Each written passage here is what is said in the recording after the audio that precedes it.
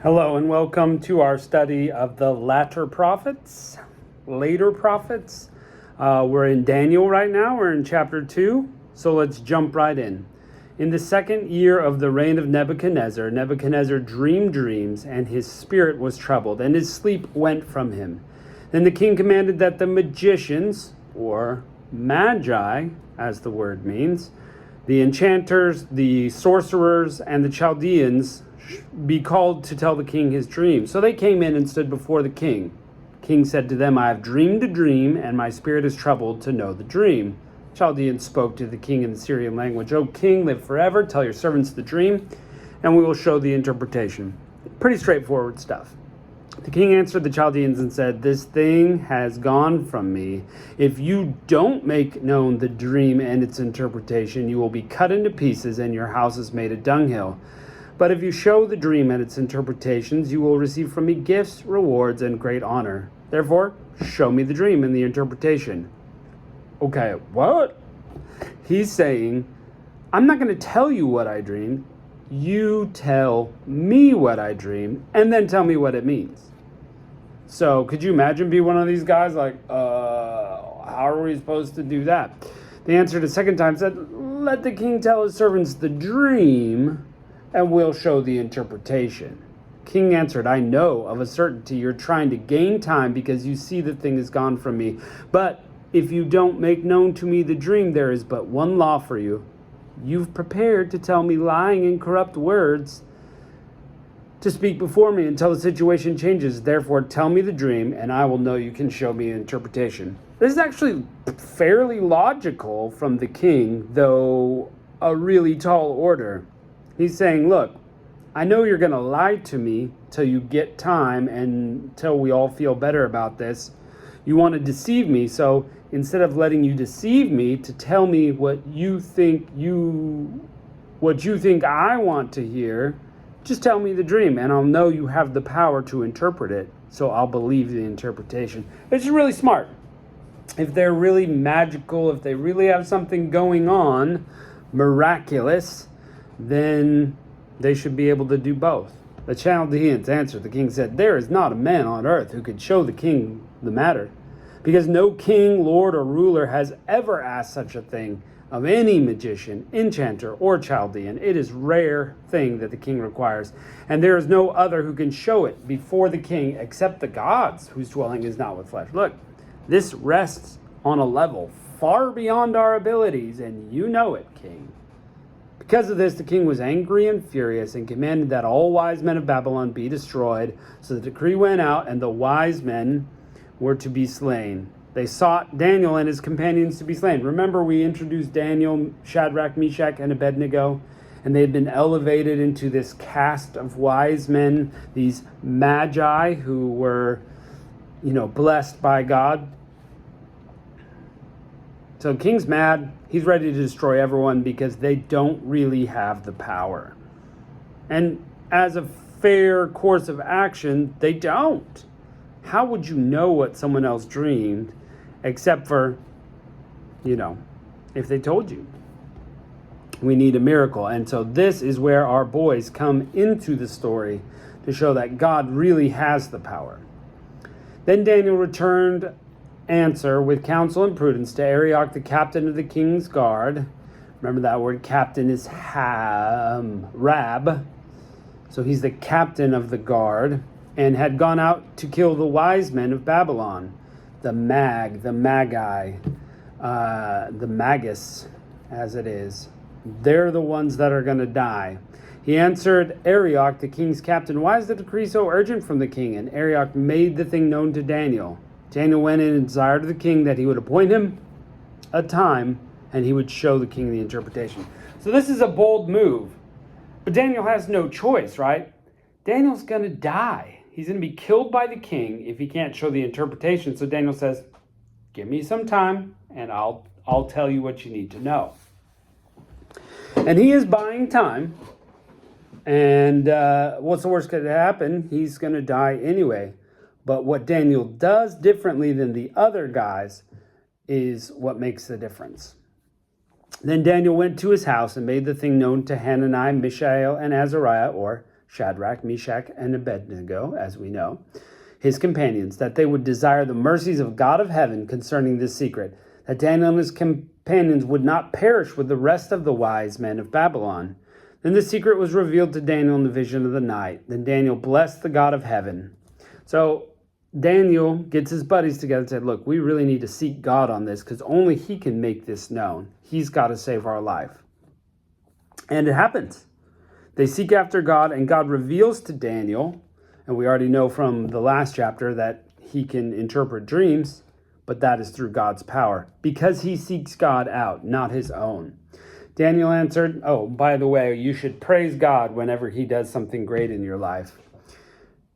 You should praise him anyway, but just a reminder, give credit where credit's due. Daniel answered, blessed be the name of the God forever and ever. For wisdom and might are his, the changes, the times, and the seasons. He removes kings and he sets up kings. He gives wisdom to the wise and knowledge to those who have understanding. He reveals the deep and secret things. He knows what is in the darkness, and the light dwells with him. I thank you and praise you, God of my fathers, who have given me wisdom and might, and have now made to me known what is desired of you. For you have made known the king's matter. So he's praising God because God revealed it to him. Therefore, Daniel went into Arioch, whom the king had appointed to destroy the wise men of Babylon. He said to him, don't destroy the wise men of Babylon. Bring me before the king, and I will show you the king the interpretation. Then Arioch brought in Daniel before the king in haste and said to him, I found a man of the children of the captivity of Judah who will make known to the king the interpretation. The king answered Daniel, whose name was Belteshazzar, that's his name given in captivity, are you able to make known the dream which I have seen and its interpretation? Are you serious? Daniel answered before the king and said, the secret which the king has demanded can't be shown to the king by wise men, enchanters, magicians, or soothsayers. Oh, shoot. That's a way to start, right? It's like Joseph said back in to the Pharaoh, and the Pharaoh's like, are you going to tell me to interpret the dream? No man can do this. Then why are you talking? You're going to die. No, he's saying no man can do this, but they're giving credit to God. And that's what Daniel's doing. Magicians, soothsayers, but there's a God in heaven who reveals secrets, and he has made known to King Nebuchadnezzar what will be in the latter days. Your dream and the vision of your head and the bed are these. So this is not for now. You dreamt of something to come later. As for you, O king, your thoughts came on your bed, what should happen hereafter, and he who reveals secrets has made known to you what will happen. But as for me, this secret is not revealed to me for any wisdom that I have more than any living, but to the intent and to the interpretation may be known to the king, that you may know the thoughts of your heart. You, O king, saw and behold a great image.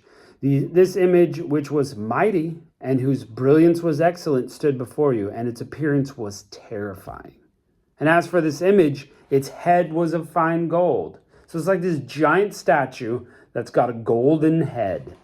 Its chest and arms were of silver, its belly and thighs bronze, and its feet iron. Its legs of iron, its feet part of iron and part of clay. You saw until a stone was cut out without hands, which struck the image on its feet that were of iron and clay and broke them into pieces. So he's got this giant statue. Starting at the top, it's great. It's gold, and then as it proceeds downward, it gets lesser in value till the bottom is brittle. It's part iron, part clay. And this stone strikes him and breaks the toes to pieces. Then the iron, the clay, the bronze, the silver, and the gold were broken in pieces together and became like chaff of the summer threshing floor, and the wind carried them away so that no place was found for them. The stone that struck the image became a great mountain and filled the whole earth. Ah, it's interesting. We're really into a prophetic dream here. And you've got this stone, the one that strikes the image, and it crumbles and crushes and gets blown away. And now it's becoming so big that it's filling the earth. This is the dream. So, okay, pretty straightforward. What does it mean, Daniel? And we will tell its interpretation before the king. You, O King, our King of kings, to whom the God of heaven has given the kingdom, the power, the strength, and the glory. Wherever the children of men dwell, he has given the animals of the field and the birds of the sky into your hand, has made you rule over all of them. You're the head of gold. So Nebuchadnezzar is the top part of the statue. He's golden. He rules it all. After you, another kingdom will arise that is inferior to you, has gold and silver, right? And another third kingdom of bronze, which will rule over all the earth. The fourth kingdom will be strong as iron, because iron breaks in pieces and subdues all things, and iron crushes all of these. It will break into pieces and crush. Whereas you saw feet and toes, part of potter's clay, part of iron, it will be a divided kingdom, but there will be in it the strength of iron, because you saw the iron mixed with miry clay. As the toes of the feet were part iron and part clay, so the kingdom will be partly strong and partly brittle. So as you get farther away from Babylon, where Nebuchadnezzar is, down the line, things are going to break apart. They will mingle themselves with the seed of men. They won't cling to one another, even as iron doesn't mix with clay. So remember, this is a prophetic dream, and it comes true. Nebuchadnezzar and Babylon didn't last forever. The kingdom went to another, and another, and another, and so on. In those days, the kings, the God of heaven, will set up a kingdom which will never be destroyed, nor will its sovereignty be left to another people, but it will break in pieces and consume all these kingdoms, and it will stand forever. Sounds like Jesus. The only kingdom standing forever is his. That's his kingdom. Because you saw a stone that was cut out of the mountain without hands, and that it broke in pieces the iron, the bronze, the clay, the silver, and the gold. The great God has made known to the king what will happen hereafter. The dream is certain, and its interpretation sure.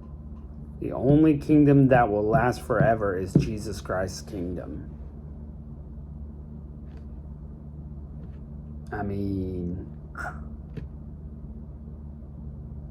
Then King Nebuchadnezzar fell on his face, worshipped Daniel, which he didn't need to do, commanded that they should offer an offering and sweet odors to him. Give this guy a sacrifice. Offer something to him. He's amazing. He told me the dream. He told me what it means.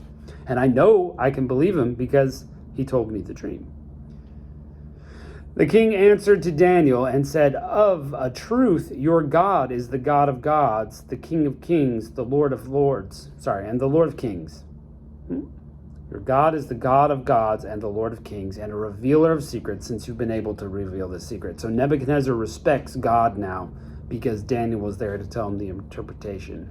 Then the king made Daniel great and gave him many gifts, and made him rule over the whole province of Babylon, and to be chief governor, Rab Mag, over all the wise men of Babylon. This is a title given in this time. He's the Rab Mag. And this is where the word magi comes from. This same word. If you look in Strong's Concordance, Rab Mag. So the magi were of this line. Now kingdoms came and went, but that position stayed the same. The magi were most likely what Daniel was in Babylon, interpreting dreams and helping the king connect to God. Daniel requested the king that he appoint Shadrach, Meshach, and Abednego over the affairs of the province of Babylon, but Daniel was in the king's gate. Hey, I need these guys to work with me. And it is so. Whoa! So, God is incredible. God can do whatever he wants. He makes known interpretations. And, pretty incredible. It's not Daniel's power. It's God's power working through Daniel. Daniel is just faithful and ready to be used by God. Also, the end of times, only God's kingdom will stand. That's it. Only God's kingdom. So, you could probably try to parse out a little more meaning from the dream, but eventually it is just God's kingdom that will stand forever. He's the rock that fills the earth and crushes the kingdoms that came before him. Well, great chapter. Thanks for joining us today, and we'll catch you next time.